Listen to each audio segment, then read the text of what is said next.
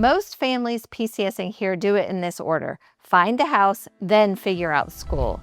If your kid has an IEP, I want you to throw that order out.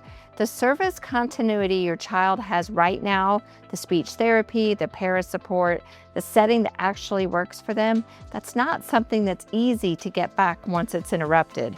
So here's what I'm going to walk you through: how to pick a school district around your child's IEP first, and only then go look at houses inside that district. It's backwards from how everyone else does it. Hi, I'm Katie Payne. I'm a realtor here in the Fort Leavenworth area, and I'm a military spouse, and we've PCSed 13 times over 30 years of military life. School decisions is always high on parents' minds. Your child's IEP doesn't stop working when you cross the state line. Federal laws require the new district to start comparable services immediately, not after testing, not after a meeting gets scheduled. I've got a full video on the law, the Kansas and Missouri timelines, child fine, and the military-specific resources like your school liaison officer that's linked above. If you haven't seen it, I'd watch that one first. This video is the rest of the story. 7 districts a Fort Leavenworth family typically considers. Same treatment for each one. How special ed is structured, who to call, and where the enrollment page lives. One thing up front though, same as always, I'm not ranking these. Fair housing rules mean I don't steer families toward or away from communities. And even without that rule, best isn't really a category here. Your child's IEP is the filter. I'm just handing you the facts and the phone numbers. Let's go district by district. Fort Leavenworth 207, Leavenworth 453, Lansing 469, Piper 203, Basehor-Linwood 458, and then across the river and into Missouri at Platte County R-3 and Park Hill. 2 things before I start. 1, staff names change, directors move, the main district phone numbers are stable. The people are not. If a name I give you doesn't ring a bell when you call, just ask for the Special Education Department. You'll get where you're going. 2, this is a survey, not a substitute for the phone call. Every one of these districts will talk to you before you move. Call them. Fort Leavenworth, USD 207. This is the on-post district, and it serves families living on Fort Leavenworth. 3 elementary schools, Bradley, Eisenhower, and MacArthur, plus Patton Junior High. It runs pre-K through 9th grade. 10th through 12th graders who live on post attend Leavenworth High School in USD 453, and 9th graders can choose Patton or Leavenworth High. Busing to Leavenworth High is provided. Because the entire student body is military connected, transitions are the district's normal state of business rather than an exception. USD 207 was one of the first 3 Kansas districts recognized as a Purple Star school district back in 2023, and it was recertified in March of 2026. How the transfer works. Their published process is specific and worth quoting back to them if you need to. They ask families to contact special services before arrival. During online enrollment, you give consent for them to request records, and you upload the current IEP or 504 plan directly. Then in their words, if they have a copy of the IEP before school starts, comparable services begin during your child's first week. If they don't have it yet, services start as soon as records arrive. Within the first month, a staff member contacts you to schedule a move-in meeting with the actual service providers to walk through what the IEP looks like at USD 207. That's a clearly defined process with a stated timeline, which is not something every district publishes. Services, ages 3 through 21. They describe a continuum: consultation services, in-class general education support, resource room support, and more specialized settings as the IEP team determines.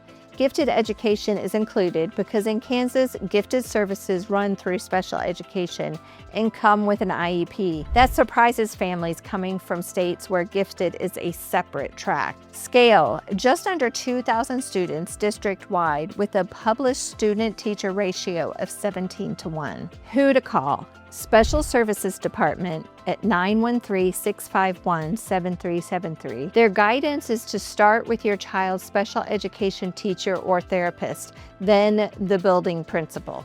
Online, USD207.org, and then go to departments, then special services. Their child find public notice and a preparing for PCS USD 207 support for EFMP requirements document are both linked on that page. Worth knowing, enrollment can begin without a local address. You'll provide the proof of residency form from housing when you sign your lease. So if you're PCSing in July and you don't have quarters assigned yet, you can still get the paperwork moving. Leavenworth USD 453. The city of Leavenworth, immediately outside of the gate, around 3,400 students across 6 buildings: Anthony Elementary, David Brewer Elementary, Henry Leavenworth Elementary, grades 1 through 5, Earl Lawson Early Learning Center has pre-K to kindergarten, and Richard Warren Middle School, grades 6 to 8, and Leavenworth High School. The elementary self-contained programs are not in every building, so if a student needs that level of programming, then they may not attend the school in their boundary. This district serves on-post families with high schoolers because they attend Leavenworth High. So even if you live on post, USD 453 may become part of your child's story at some point. Services. The district lists services for developmental, learning, and intellectual disabilities, emotional disturbances, physical health, visual, hearing, speech, and language impairments, autism, and gifted. The Quest 1821 Transition Program offers services to students who are heading toward the post-secondary transition years. Military Connection. USD 453 maintains a dedicated military connection page and carries Kansas Purple Star recognition. Their page explains the interstate compact directly and lists the Fort Leavenworth School Liaison Officer's contact info, which tells you they're used to these conversations. Records process. Their stated process is that you tell school personnel which school your child attended, and district staff contact the prior school to request records to be sent directly to the building your child will attend. Still send your own copy. Belt and suspenders. Who to call? Director of Special Education, currently listed as Dr. Rebecca Varvel at 913-684-1400. Online, USD453.org. District Departments, Special Education. Their procedural safeguards documents are posted there in English and Spanish, and the Military Connection page lives under Families. Worth knowing, Kansas open enrollment law means districts have to accept non-resident students when they've determined they have open seats. USD 453 posts its capacity determination. If you're living somewhere else in the county and want your child at a specific USD 453 building, that's a conversation worth having early because seats are finite and timing matters. Lansing USD 469. Lansing sits just south of Leavenworth, roughly 10 minutes to the gate, and about 2,500 students. Early Childhood Center, elementary K through 3rd, intermediate 4 through 5, middle school 6 to 8, and Lansing High School. How it's structured. Lansing publishes one of the clearest descriptions of its continuum I've found. Every building provides interrelated resource services, social and behavioral skills support at Level 1, speech, occupational therapy, and gifted services. That's the base layer available in each school, and it covers most students with mild to moderate needs. For students with more significant needs, Lansing runs specialized programming classrooms. Their language is explicit. When students are served in specialized programs, they're included in general education classes for as much time as appropriate. And they note that program descriptions are general guidance, not strict criteria, which is a district saying out loud that the IEP team decides, not a checklist. The cooperative piece. Lansing is part of the Leavenworth County Special Education Cooperative, and it physically houses county-level programs, including New Beginnings and the Links 18 to 21 transition program. So a student in a member district with significant needs may be served in a host program located in Lansing rather than their home building. Their transfer language. Lansing's page speaks directly to families moving in from another district, another state, or another country. Their guidance as soon as a home is purchased or leased within the district, contact the appropriate school counselor, school psychologist, or principal. They emphasize that placement decisions are made at the school level by the IEP team. Who to call? Director of Student Services, currently listed as Sandra Donald at the district office, 913-727-1100. The Special Education Administrative Office, 913-727-1755. Online, look for USD469.net, then Student Services. They also publish a full special education parent-student handbook through their board documents portal, which is genuinely useful reading. Piper USD 203. Piper is in western Wyandotte County, technically inside Kansas City limits, and it's a common landing spot for Fort Leavenworth families who want a shorter commute to the Legends area or points south. Around 1,800 to 2,000 students, early childhood center, 2 elementary schools, a middle school, and Piper High School. Recent structural change you should know about. Piper was previously a member of the Wyandotte Comprehensive Special Education Cooperative. The board voted to terminate that membership effective June 30th, 2025, and Piper now provides special education services directly as a district. Their stated reasoning was more direct control over staffing and services and closer collaboration among their own staff. I'm flagging this as a fact, not a verdict. A newer in-house program is a legitimate thing to ask detailed questions about. If your child needs a low incidence service, ask specifically how that service is staffed now and whether it's delivered in district or contracted. That's a fair question and they'll answer it. Structure. Piper folds special education into a student services department that also covers school nursing, mental health services, and Section 504. There's a designated special education coordinator underneath the Director of Student Services and a mental health professional on the team. Transition services. Piper maintains a dedicated transition information center for post-secondary planning, which is worth a look if you have a high schooler. Who to call? Director of Student Services, currently listed as Darcy Bast, who also serves as the District 504 coordinator, 913-721-2088. The Special Education Coordinator is currently listed as Diane Fleming. Online, look for piperschools.com, go to Departments, Student Services.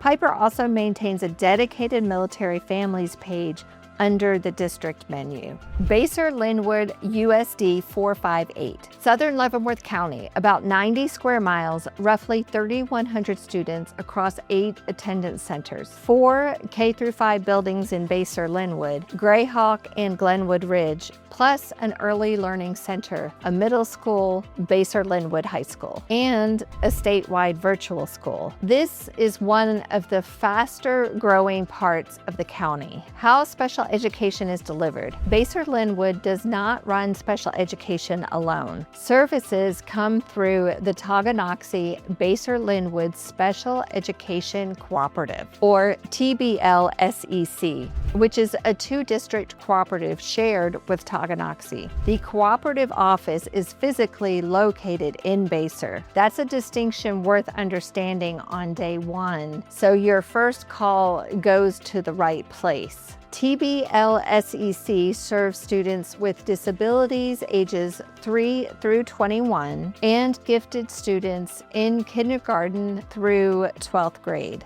Child Find. TBL-SEC and both districts run coordinated Child Find activities. They hold monthly developmental screenings for ages 3 to 5 at the Early Learning Center, which you can schedule by calling 913-662-7150 for children under 3.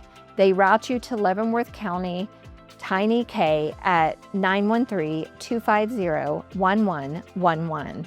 And a Tiny K representative attends the monthly screenings. That's a genuinely well-organized early childhood pipeline. And if you're arriving with a 2-year-old who's been flagged, it's the fastest on-ramp in the county. Who to call? Tonganoxie Basehor-Linwood Special Education Cooperative, 913-724-2348. Director of Special Education currently listed as Donna Foy, Assistant Director as Jennifer Martin. There's also a designated special education facilitator and an early childhood contact on staff. Online, go to usd458.org, then the Tonganoxie Basehor-Linwood Special Education Co-op section. Their Child Find and referral pages are under that same menu. Platte County R-3 in Platte City, Missouri. Now we cross the river, and when you cross the river, you change states, which means you change special education systems. Platte County R-3 is based in Platte City, roughly 25 to 30 minutes from Fort Leavenworth Gate, depending on the bridge and what time of day. What changes when you go to Missouri? 3 things. First, the evaluation clock. Missouri gives districts 60 calendar days from your written consent to evaluate and hold the eligibility meeting, then 30 calendar days after eligibility to develop the IEP. Second, gifted in Kansas. Gifted is a special education category with an IEP. In Missouri, it isn't. Gifted programming in Missouri runs separately.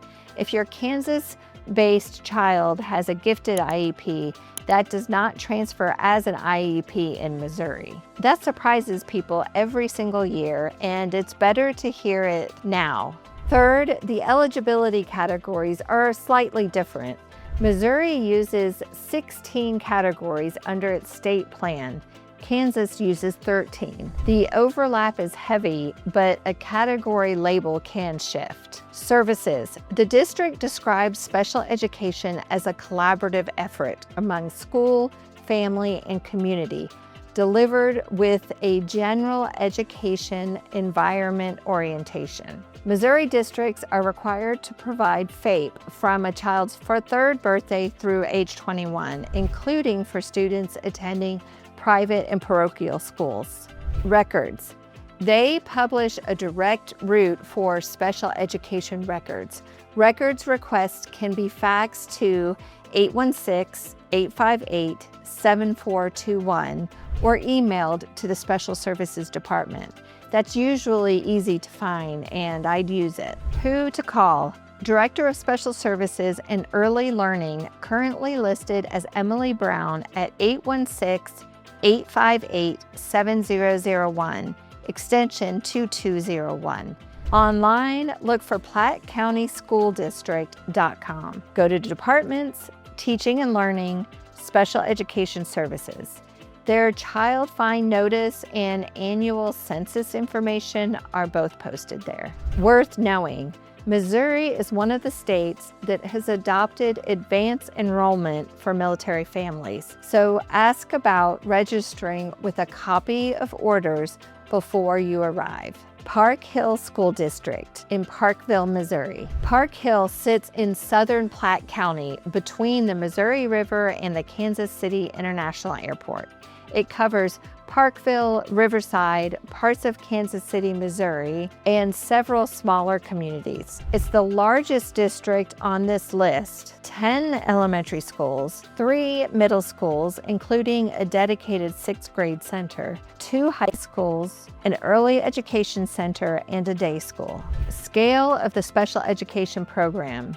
In a board presentation in early 2025, district staff reported that roughly 11% of Park Hill students were receiving special education services, and that the number of students in special education had grown 42% between 2014 and 2024. Because of the district's size, that's a large program in absolute terms, which generally means more service lines available in district. Services. Park Hill describes a continuum covering academic, social emotional, behavioral, and functional skill development. Specially designed instruction with measurable annual goals, related services including speech, occupational therapy, physical therapy, transition services, and accommodations aligned to each IEP. They operate a district day school, which means a more restrictive setting exists in district rather than requiring an outplacement. Recent program work. District staff described accessibility and inclusion investments, including zero-entry turf playgrounds and communication boards for students who are nonverbal or use wheelchairs, push-button entries at buildings, expanded staff trainings, and increased school psychologist positions. They also launched a special education community council that met 4 times in its first year and partnered with an outside parent support organization on advocacy training for families. If you want a read on how a district engages special education parents, a standing parent council is a reasonable signal to ask about. Who to call? Coordinator of Special Services, currently listed as Dr. John Liberto. Lead Process Coordinator, currently listed as Heather King. 2 administrative assistants are listed for the department. Main district number for academic service is 816-359-4030. Online, look for parkhill.k12.mo.us. Families, special services, their identification process, eligibility criteria, and evaluation description are all laid out on that page in plain language. Neither is good or bad on its own. It's a fit question, and it depends entirely on how much navigating you want to do. How to actually make this decision. So you've got 7 districts, a folder, and a report date. How do you narrow it? Work backward from the IEP, not from the school rating website. Pull the services page. Write down exactly what your child receives: minutes, frequency, setting, and who delivers it. That's your requirements list. Now, call each district on your short list with that list in hand. Ask one question for a student with this profile. What does service delivery look like in your district and in which building? You'll be amazed how fast the picture clarifies. 3 phone calls will tell you more than 30 hours of scrolling. Ask about location of services specifically. In several districts on the list, students with more significant needs may be served at a host site rather than their zone school. That's not a problem. It's often a good thing because it concentrates expertise, but it changes your commute, your bus route, and sometimes your neighborhood calculus. Know before you sign a lease or a contract. Ask about staffing for your child's specific service. Do you have speech? Is the wrong question. Every district has speech.